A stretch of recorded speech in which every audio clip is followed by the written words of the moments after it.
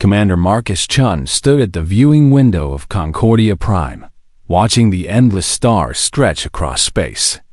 The massive station floated in the neutral zone between three major galactic powers. Every year, representatives from dozens of alien species came here to discuss trade, territory, and treaties. Marcus adjusted his simple black uniform. It looked plain compared to the fancy robes and exotic clothing worn by the other diplomats. But that was typical for humans. They were still the new kids in the galaxy, having only made contact with alien life 50 years ago. The main conference hall buzzed with activity. Tall, thin aliens with blue skin talked in musical tones. Short, stocky creatures with rocky hides argued about mining rights. Floating jellyfish-like beings pulsed with different colors to communicate. Marcus had learned to read some of these alien languages over his 10 years as a diplomat. He walked to his assigned seat in the third tier. The first tier was reserved for the ancient races who had ruled space for thousands of years. The second tier held the powerful military species and wealthy trading empires. The third tier was for everyone else, including humans. Marcus didn't mind the seating arrangement. It gave him a good view of the proceedings and let him observe without drawing attention. That was important today. He had a proposal that could change everything for humanity. His aide, Lieutenant Sarah Park, approached with a datapad. "Sir, the morning sessions are starting. Your presentation is scheduled for 1400 hours. "Thank you, Sarah. Are all the materials ready?" "Yes, sir." The asteroid mining proposal, the safety protocols, and the profit-sharing calculations. Everything has been triple-checked. Marcus nodded. He had spent 6 months preparing this presentation. The Helix Nebula contained some of the richest mineral deposits in known space. But the asteroids were unstable and dangerous. Most species considered mining there impossible. Humans had a different approach. They were willing to take risks that other species wouldn't. More importantly, they had developed new techniques for working in hazardous conditions. It came from their history of mining dangerous materials on Earth: coal, oil, uranium. Humans had always been willing to dig deep and work hard. The morning sessions dragged on. Species after species presented their claims and complaints. The bird-like sector wanted exclusive rights to 3 star systems. The machine race called the Nexus demanded better trade terms for their technology. The plant-based Verdani complained about pollution in their home sector. Marcus listened to it all. He made notes about which species might support his proposal and which ones would oppose it. The key was finding common ground. His plan would benefit everyone if they were willing to share the risks and rewards. At noon, the session broke for lunch. Marcus ate a simple meal in the human quarters. Other species often mocked human food for being boring, but Marcus preferred it that way. He needed to stay focused. "Nervous about this afternoon?" Sarah asked, joining him at the small table. "Not nervous. Cautious. We get one chance to make our case. If we fail, Earth won't get another opportunity like this for years." "The proposal is solid, sir. The math checks out. Even the safety projections are conservative." Marcus smiled slightly. "Math and logic don't always win arguments in politics, Sarah. Sometimes it comes down to respect. And respect is something humans haven't earned yet." He was right about that. Most alien species saw humans as useful but inferior. Humans were good workers, decent soldiers, and reliable traders. But they weren't considered equals by the advanced races. They lacked the psychic powers of the Veltar, the ancient wisdom of the Kathmori, or the technological mastery of the quantum collective. What humans had was stubbornness, creativity, and the willingness to try things that others called impossible. Marcus hoped that would be enough. The afternoon session began precisely at 1400 hours. Marcus walked to the central podium, carrying his presentation materials. The Great Hall held over 5,000 beings from across the galaxy. Some floated in specialized atmospheres. Others sat in mechanical suits. A few existed as pure energy contained in crystalline structures. "Honored delegates," Marcus began, his voice carrying clearly through the hall's translation systems. "I come before you today with a proposal that could benefit all our species." He activated the holographic display, showing a detailed map of the Helix Nebula. The asteroids glowed like scattered jewels against the dark background of space. The Helix Nebula contains enough rare minerals to supply our combined civilizations for centuries. Previous surveys have identified deposits of trilithium, quantum crystals, and dark matter residue. But accessing these resources requires new methods. A low murmur ran through the audience. Several species had tried to mine the Helix Nebula before. All had failed. The asteroids spun in chaotic patterns, creating gravitational fields that could crush ships. Solar radiation from the nearby pulsar made electronic equipment unreliable. "Humanity proposes a joint operation," Marcus continued. "We will provide the mining expertise and labor force. Our partners will contribute ships, technology, and funding. Profits will be shared according to contribution levels." He explained the technical details of the operation. Human miners would use modified drilling equipment to work in small teams. They would extract materials manually when machines failed. Special shielding would protect against radiation. Emergency protocols would handle equipment failures. It was dangerous work. Humans would be risking their lives in the most hazardous environment in known space. But the potential rewards were enormous. Marcus finished his presentation and waited for questions.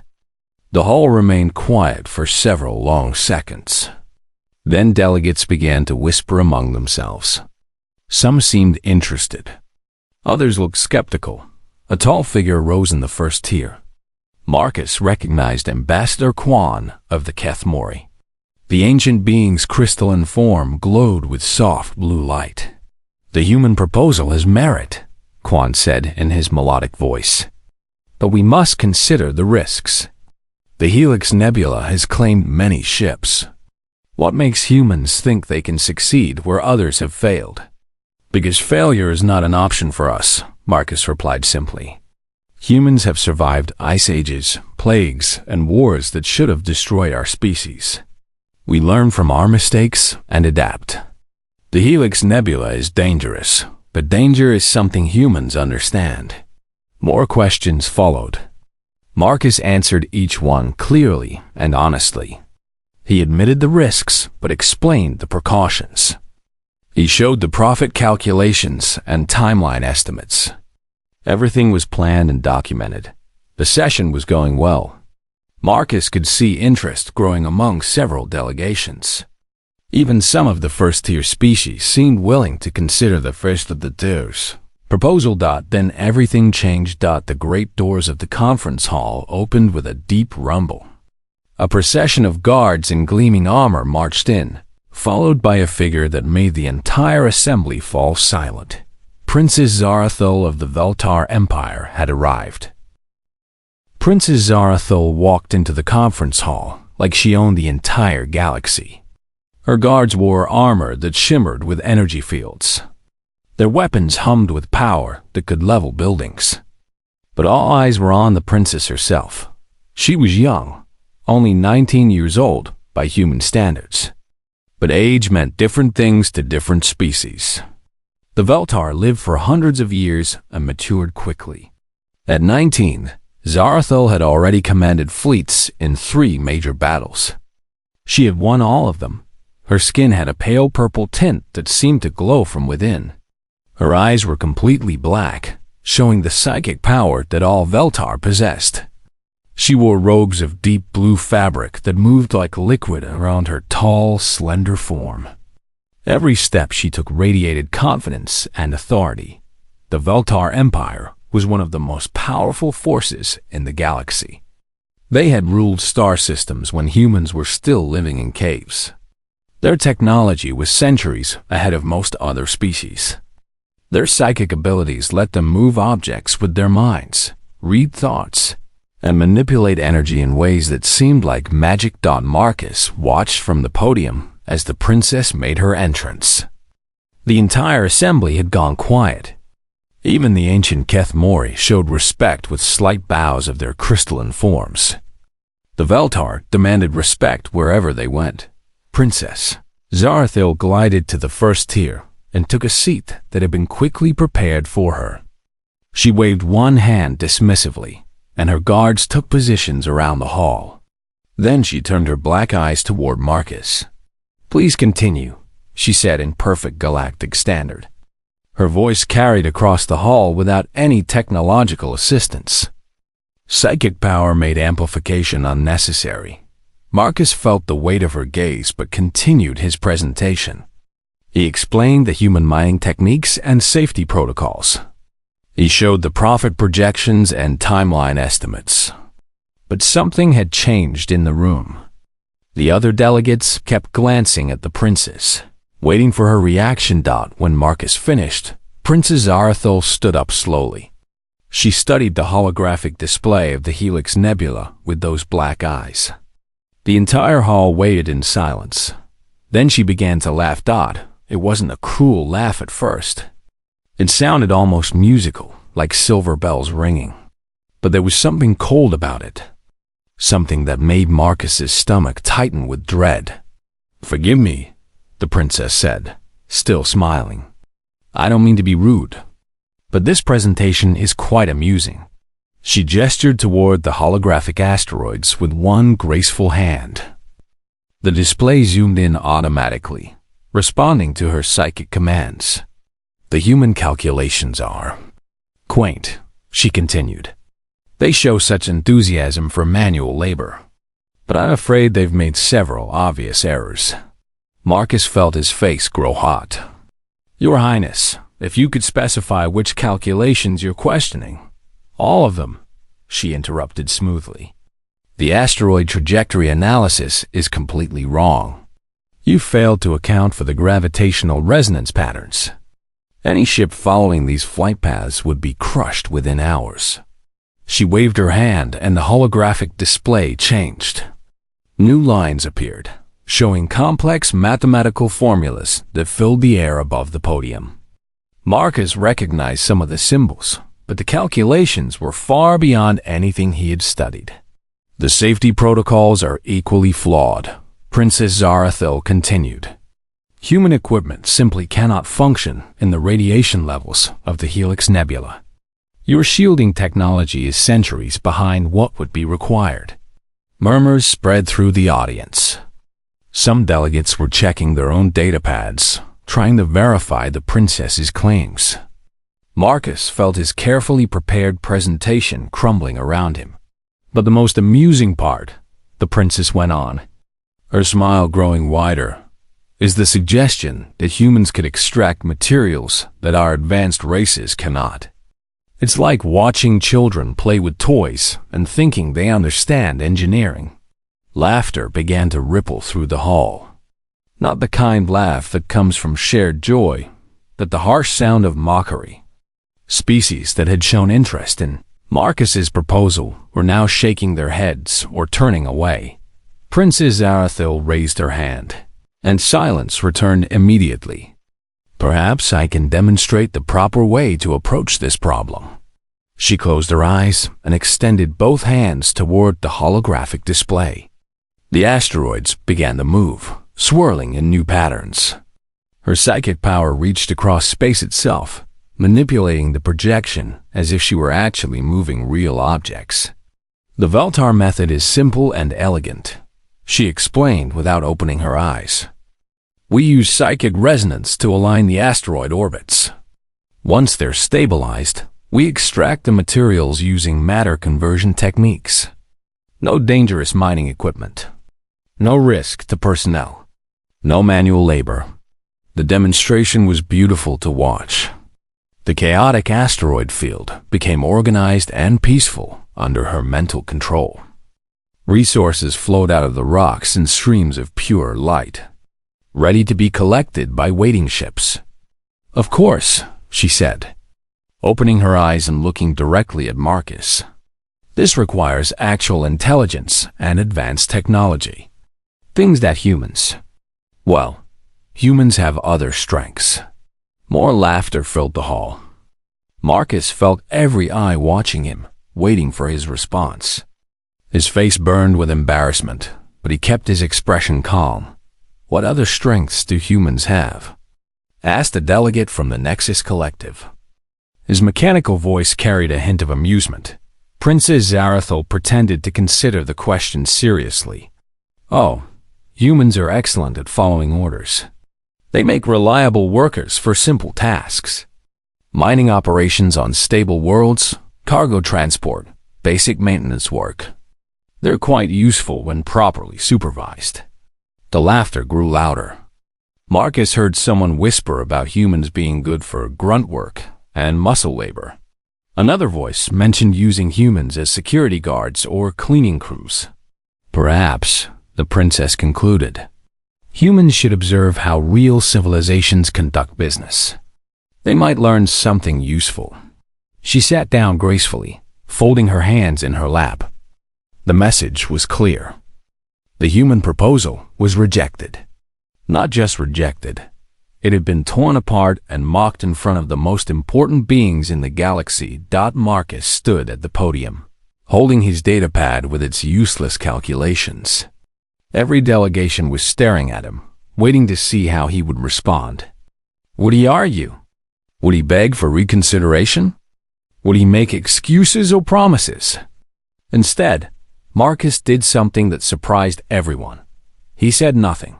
He closed his datapad with a quiet click. He nodded politely to the assembly, his face showing no anger or embarrassment. Then he walked away from the podium with steady, measured steps. The hall fell silent as Marcus reached the exit.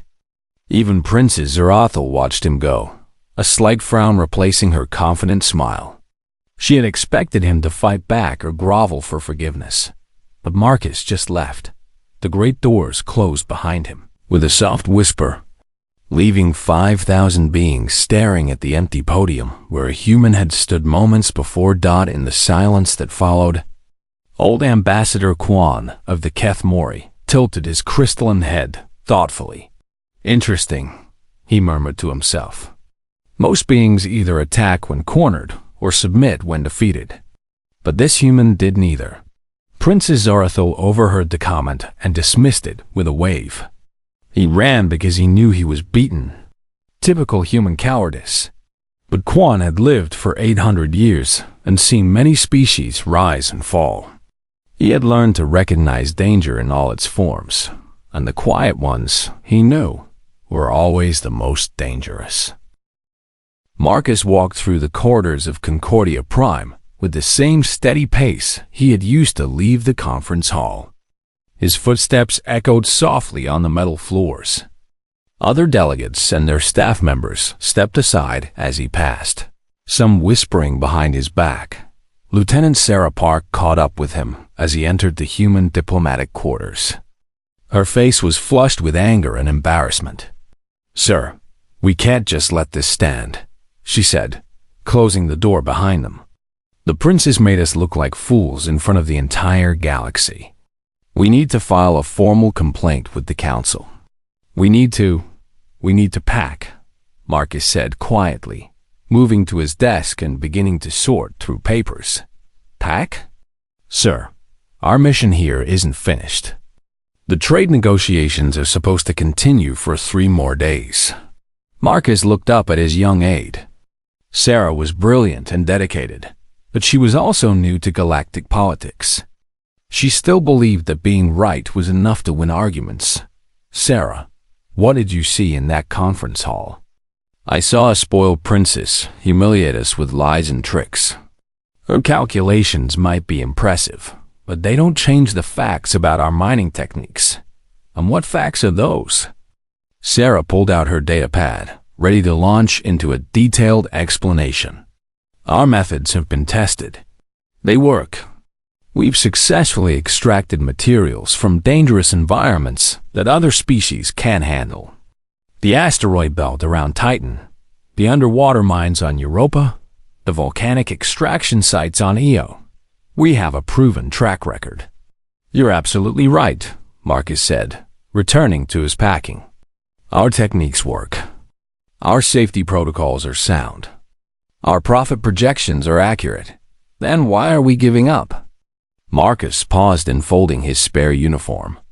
Tell me, Sarah, when Princess Zarathel displayed her psychic mining demonstration, what did you notice about it?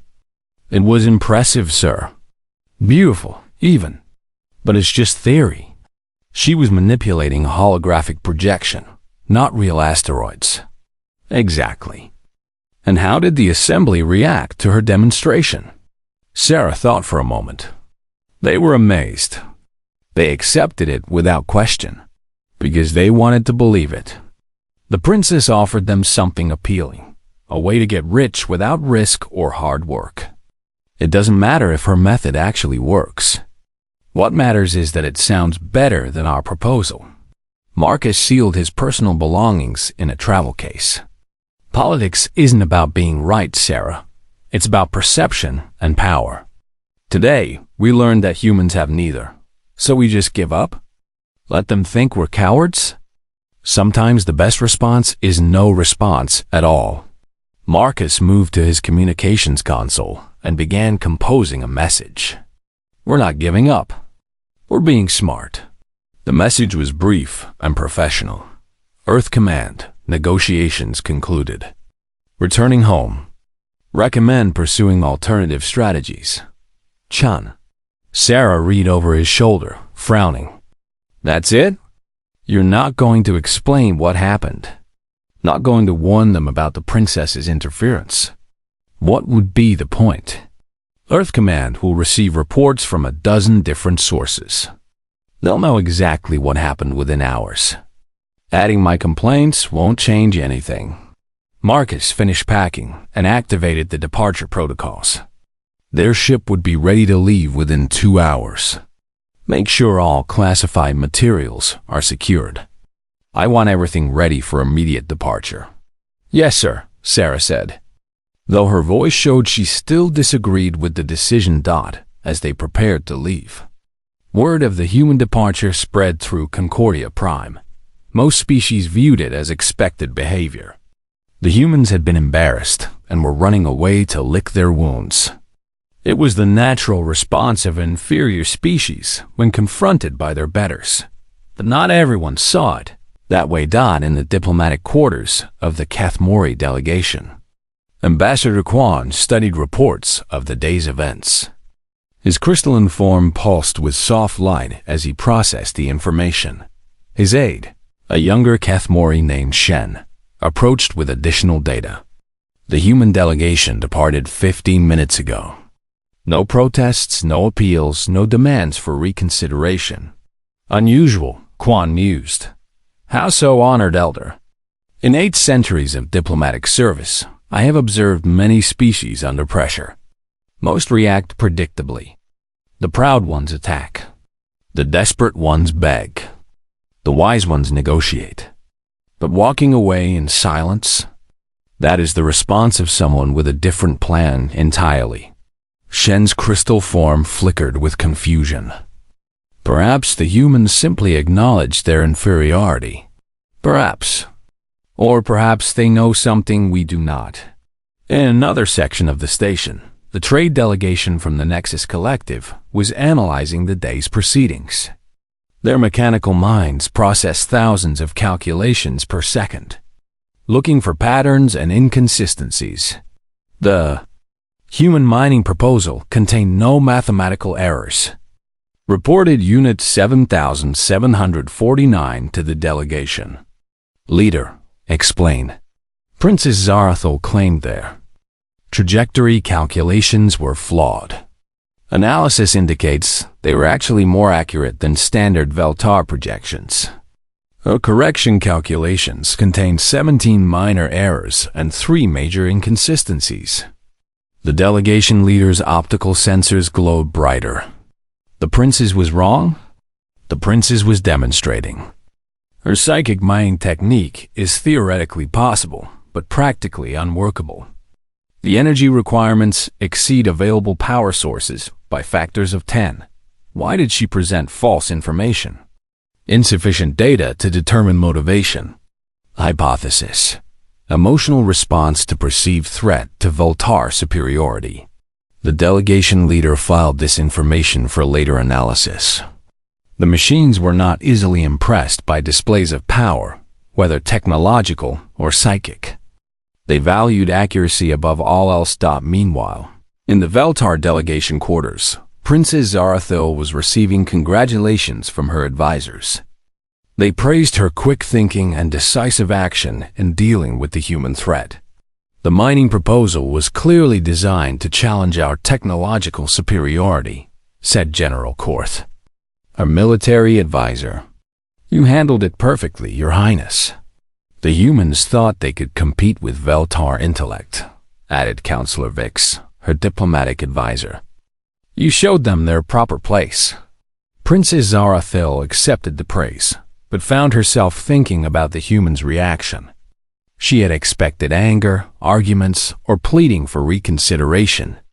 Instead, he had simply left. Have the humans filed any complaints or appeals? She asked. No, Your Highness. They departed without any official protests. No requests for meetings? No demands for apologies? Nothing, Your Highness. Their delegation left the station 2 hours ago. Zarathil frowned slightly. In her experience, defeated enemies always made noise. They threatened revenge, demanded justice, or tried to save face with excuses. Silence was unexpected. Where did they go? Back to Earth, presumably. Their ship jumped to hyperspace on a direct course for the Sol system. The princess dismissed her advisors and stood alone at the viewing window of her quarters. The stars stretched endlessly in all directions, holding secrets and possibilities she had never imagined. Somewhere among those stars, a human ship was carrying a human man who had surprised her. She had expected him to behave like all the other inferior species she had encountered. Instead, he had done something she didn't understand. He had chosen dignity over defiance. For the first time since arriving at Concordia Prime, Princess Zarathil felt uncertain about something. The feeling was unfamiliar and uncomfortable. As the human ship disappeared into the vast darkness of space, carrying its silent crew and their rejected proposal. The princess wondered if she had made a mistake. She would find out soon enough. Back on the ship, Marcus Chun sat in his quarters reviewing his notes from the failed mission. Sarah had finally stopped arguing about the decision to leave, but he could tell she was still frustrated. Sir, she said from the doorway, the crew is asking questions about our next assignment. What should I tell them? Marcus looked up from his papers. Tell them we're going home. And tell them to be ready for hard work when we get there. What kind of work? Marcus smiled for the first time since the conference. The kind that humans do best, Sarah. The kind that others think is impossible. Outside the ship's windows, the stars wheeled slowly as they traveled toward Earth. Behind them, Concordia Prime grew smaller and dimmer, until it was just another point of light in the cosmic darkness. But the consequences of what happened there were just beginning. 6 months after the conference at Concordia Prime, the Helix Nebula had become exactly what Marcus Chun predicted it would be, a graveyard. The Veltar Empire arrived first, with Princess Zarathil commanding a fleet of 12 ships. They were magnificent vessels, sleek and powerful, equipped with the most advanced technology in the galaxy. The princess was confident that her psychic mining techniques would succeed. Where manual labor had failed, the first attempt went smoothly. Zarathil extended her consciousness across space, reaching out to touch the asteroids with her mind. She could feel the precious metals buried within the rocks, calling to her like distant music. The extraction began exactly as her demonstration had shown. For 3 hours, everything worked perfectly. Streams of pure trilithium flowed from the asteroids into collection containers. The mining crews celebrated as they watched. Their cargo holds filled with wealth beyond imagining. Then, the solar wind shifted. The pulsar at the center of the Helix Nebula sent out a burst of radiation that scrambled psychic frequencies across the entire system. Princess Zarathil gasped as her mental connection to the asteroids was severed. The carefully organized rock formations immediately returned to their natural chaotic state. Your Highness, we're reading massive gravitational fluctuations, reported Captain Dex from the bridge of the flagship. The asteroid field is destabilizing. Zarathil tried to re-establish her psychic link, but the radiation made it impossible. Without her mental control, the asteroids began spinning wildly. Their orbits crossed and recrossed in patterns that defied prediction. The first collision happened 20 minutes later. A mining ship that had ventured too close to the extraction zone was caught between two asteroids. The vessel's shields held for exactly 4 seconds before being crushed like an eggshell. All ships withdraw immediately, Zarathil ordered. Her voice tight with strain, but withdrawal was easier ordered than accomplished. 3 more ships were destroyed in the chaos as the fleet tried to escape the collapsing asteroid field. The survivors limped back to Voltar, space carrying only a fraction of the materials they had hoped to collect. The Quantum Collective tried next. Their approach was more methodical, using robotic probes and automated mining equipment. They had studied the Voltar failure and believed their technology could handle the challenges better. They were wrong. The radiation burst that scrambled psychic abilities also interfered with electronic systems. Mining robots malfunctioned and attacked their own support ships. Automated navigation systems sent probes crashing into asteroids. Within 2 weeks, the collective had lost 40 million credits worth of equipment and achieved nothing. The Nexus Collective followed with their own attempt. Their mechanical efficiency and precise calculations seemed perfect for the dangerous environment. But even machines could not predict the chaotic gravitational fields that shifted without warning. By the end of the 6th month, 5 different species had tried to mine the Helix Nebula. All had failed. The asteroid field remained untouched, protected by forces that seemed to resist every technological solution. The galactic news networks called it the Graveyard of Pride, a place where the greatest civilizations in the galaxy had learned the limits of their power. But while the major powers struggled with the impossible, something interesting was happening in a quiet star system on the edge of human space. The Kepler 442 system contained an asteroid belt, even more dangerous than the Helix Nebula. The rocks there spun through radiation fields that would kill most species in minutes.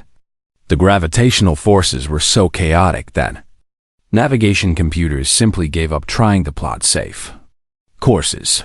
Most species had surveyed the system once and marked it as unsuitable for development in their star charts.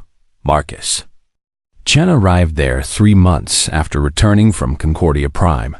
He came with a small fleet of converted cargo ships, mining equipment that looked primitive compared to alien technology, and crews of human volunteers who understood exactly what they were signing up for.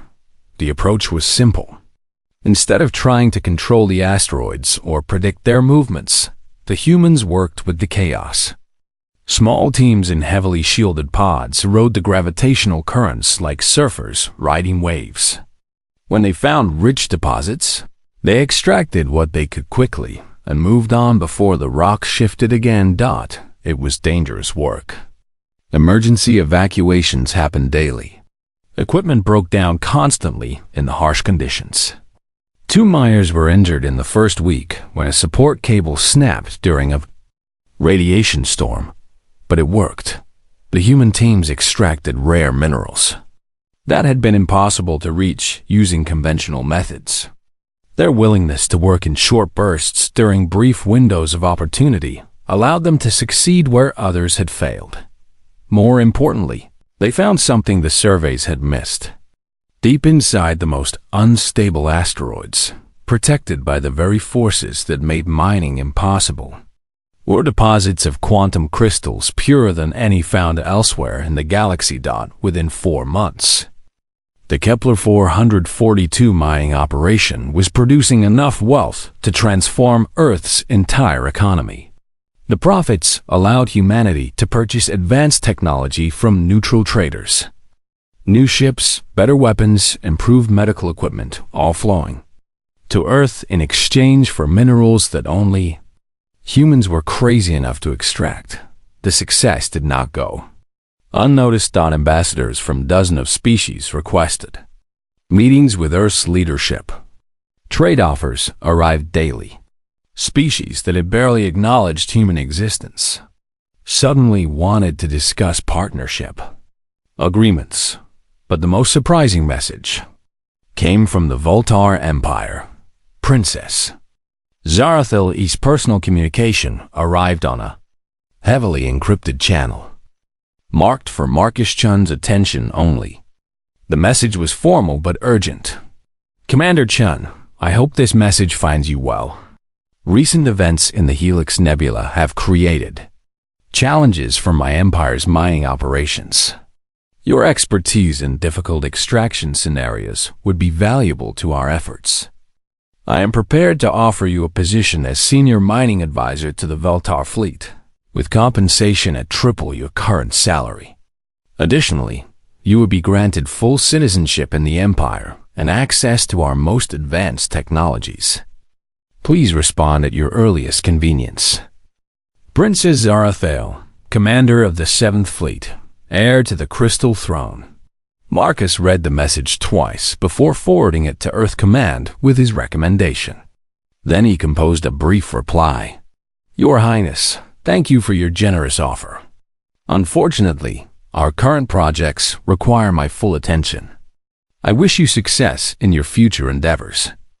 Marcus Chun, Director of Colonial Engineering, Earth Development Authority. He sent the message and returned to his work, reviewing safety protocols for the next mining expedition. Outside his office window, human ships moved through the asteroid field with careful precision, their crews extracting wealth from places where angels feared to tread. The Veltar Empire was not accustomed to being refused. When Princess Zarathil received Marcus's polite rejection, she assumed it was a negotiating tactic. She sent another message offering 5 times his salary and a personal command ship. Marcus's response was even shorter. Thank you, but our answer remains unchanged. By the time the princess realized that the human was serious, Earth had become the galaxy's primary source for quantum crystals. Human mining techniques were revolutionizing resource extraction throughout known space. Companies from across the galaxy were paying premium prices for human consulting services. The species that had mocked humanity's primitive tinkering at Concordia Prime were now desperate to learn their secrets. But humans had learned something from their experience at the diplomatic summit. They were selective about sharing their knowledge. Trade agreements required mutual respect and fair terms. Species that had treated humans as inferior workers found themselves excluded from the most profitable partnerships. The galaxy was discovering that humans held grudges just as effectively as they held mining equipment. And in the Veltar Empire, a 19-year-old princess was learning that intelligence without wisdom often led to spectacular failures. She had been so confident in her superiority that she never considered the possibility that she might be wrong. Now her empire's mining operations were failing, while humans prospered using methods she had dismissed as primitive. For the first time in her life, Princess Zarathil began to doubt herself. The universe, it seemed, cared nothing for royal bloodlines or psychic powers. It responded only to those who understood its harsh lessons, and had the courage to apply them. Humans had learned those lessons the hard way. Now it was time for others to learn them too. 1 year after the disaster at Concordia Prime, the same station hosted another ceremony. But this time, the humans were not seated in the third tier. Marcus Chun walked through corridors that had once echoed with mocking laughter about human inferiority. Now, those same corridors buzzed with respectful conversations about human innovation. Delegates who had dismissed humanity as useful only for manual labor were now requesting private meetings about partnership opportunities. The ceremony hall had been redesigned for the occasion. Instead of the old tier system that ranked species by age and power, the seating was arranged in a circle. Every delegation had an equal place. It was a small change, but symbolic of larger shifts in galactic politics. Earth had been invited to join the inner circle of the Galactic Council, a position previously reserved for only the most advanced civilizations. The invitation came after months of debate among the established powers. Some still resisted the idea of humans as equals, but economic reality had forced their hand. Human mining operations now supplied 60% of the galaxy's rare minerals. Their techniques had opened asteroid fields that everyone else considered impossible to work. More importantly, humans had proven they could succeed where others failed. Using nothing but determination, careful planning, and a willingness to take calculated risks, Marcus wore the same simple black uniform he had worn to his humiliation a year earlier. But now it looked different somehow. The other delegates no longer saw it as plain or inferior. They saw it as the mark of a species that valued substance over appearance. Lieutenant Sarah Park, now promoted to commander, walked beside him carrying the ceremonial documents. She had learned much in the past year about the complexities of galactic politics. "Sir, the Nexus Collective wants to discuss licensing agreements for our drilling techniques," she reported quietly. "The Quantum Collective is offering to share their shield technology in exchange for mining consultation. And the Kethmori have requested a full cultural exchange program. What about the Veltar?" Marcus asked. 3 more messages from Princess Zarathul, each offering higher compensation and more privileges. The latest one includes an apology for her behavior at the last summit. Marcus nodded but said nothing. Princess Zarathul's messages had grown increasingly desperate over the past 6 months. The Veltar Empire's mining failures had cost them billions of credits and damaged their reputation as technological leaders. Other species were beginning to question whether the Veltar were truly as superior as they claimed. The ceremony began with speeches from various ambassadors. They spoke about cooperation between species, the importance of diverse approaches to galactic challenges, and the value of learning from unexpected sources. Marcus listened politely, but he noticed the careful wording. None of the speakers directly admitted they had been wrong about humans. Instead, they praised humanity's unique contributions and valuable perspective, language that acknowledged human success without admitting their own previous prejudice. When his turn came to speak, Marcus approached the central podium. The same spot where he had been humiliated now felt different. The assembly watched him with attention rather than amusement. "Honored delegates," he began, "I stand before you representing a species that many considered fit only for manual labor. A year ago, you were probably right." A murmur ran through the audience. This was not the speech they had expected. "Humans are good at manual labor," Marcus continued.